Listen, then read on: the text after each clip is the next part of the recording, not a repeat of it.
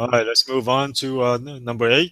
The Choice made about 6 million, about the same amount as last weekend, and after 2 weeks, it's at 14 million. It's a Nicholas Sparks movie that didn't hit. Well, Um, this is the worst performing Nicholas Sparks adaptation. It's very poorly reviewed. I mean, 7%. It was 8 before. Now it yeah, dropped even more. Drop a percentage point to 7% on the tomato meter. And the B plus cinema score is kind of average. So, yeah, I mean, fans who watch it thought it's an okay movie. right. I'm surprised it was released by Lionsgate. So Lionsgate's getting into the Nicholas Sparks business too. I guess it makes sense for them because they're into low budget, modest budgeted films, Mm-hmm. and you can make these movies with a modest budget.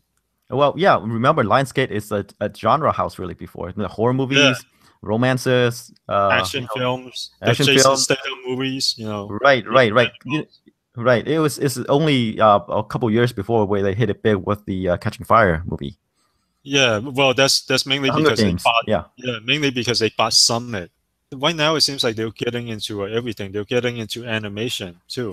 They are, but they're taking the The low budget route, low and slow approach. which might not be bad because even for a film like Shaun the Sheep, they made money. The film ended up only making 20 million at the box office, but they bought the rights for just 2 million.